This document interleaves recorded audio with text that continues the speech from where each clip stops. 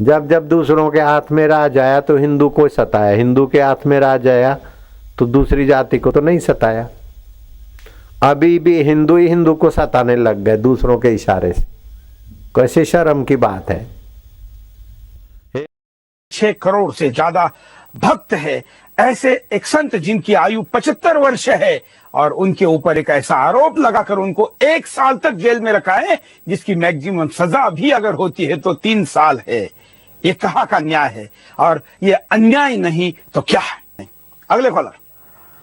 जय हिंद, बोलिए। चौहान जी नमस्कार, मैं राजू भाई दिल्ली से बोल रहा हूँ। हाँ जी सर, बापूजी को सोनिया और राहुल ने जो षड्यंत्र करके जेल भेजा, जिसके कारण उसकी पूरी सरकार ही खत्म हो गई और उसके सुपड़े साफ हो गए। अब और कौन सी सरकार अपना सुपड़े साफ करवाना चाहती है? जो करवाना चाहती है वो करवाए, अब नहीं तो बापू को जल्दी से जल्दी मुक्त करे, बाहर लाए जेल से बाहर।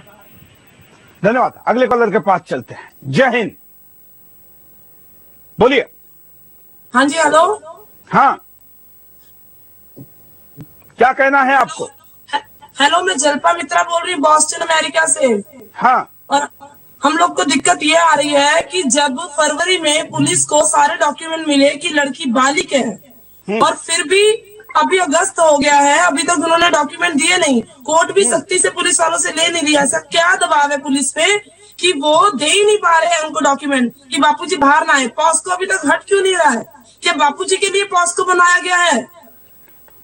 ये बताइए, क्यों नहीं हमारा इंसाफ हो रहा है? भारत में रहने में इतनी प्रॉब्लम हो रही है भारत के संतों को। धन्यवाद। ये जो भगिनी ने यहाँ पर मुद्दा उठाया है, शायद दर्शकों को पता नहीं होगा, इसलिए मैं अपडेट करूं, क्योंकि आसाराम बापू से जुड़े हुए न्याय वाले जो पक्ष है वो मीडिया में आते ही नहीं।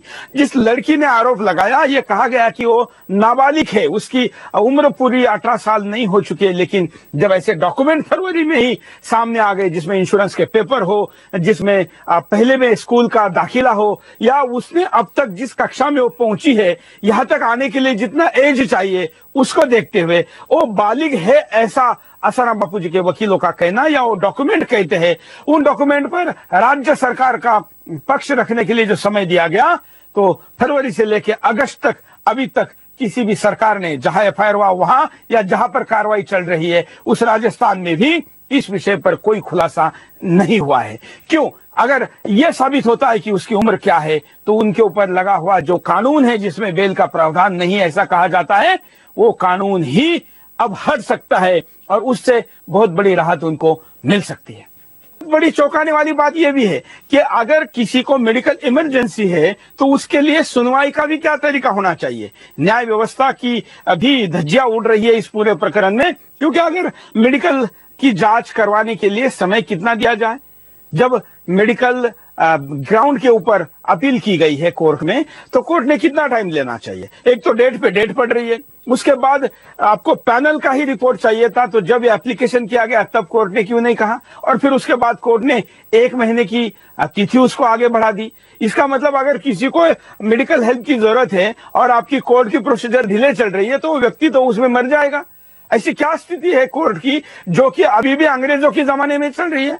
कोर्ट के ऊपर टिप्पणी करने का संकेत मीडिया में नहीं है, लेकिन जब बात करोड़ों लोगों के श्रद्धा की आती है या न्याय को देरी मतलब अन्याय होता है, तब यह टिप्पणी करना जरूरी हो जाए। न्याय व्यवस्था से विश्वास उठ जाएगा अगर ऐसी चीजें होती रही। वैसे तो यह देखा गया है कि इस कानून का मिसयूज हुआ है। नारी शक्ति की प्राथमिकता हिंदुस्तान के लिए हमेशा पहला मुद्दा रहा है, लेकिन जो कानून बनाया गया उस कानून से होने वाले ज्यादातर केसेस फर्जी निकल रहे हैं, और खास करके 75 साल जिनकी उम्र हो गई है उनके ऊपर ऐसा आरोप, जिस आरोप की 1 साल में एक पुष्टि भी नहीं हो पाई, तो आप फिर भी उनको जेल में क्यों आए?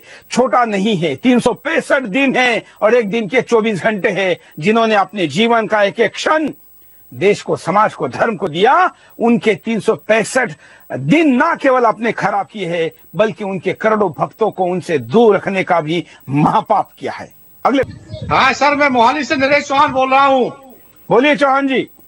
हाँ सर, हमारे बापूजी बिल्कुल निर्दोष है और जल्दी जल्दी बाहर आ जाने चाहिए, वरना बहुत जबरदस्त आंदोलन होगा और ये आंदोलन बहुत जल्दी हम शुरू करेंगे। हम बहुत गुस्से में, बहुत नाराज हैं।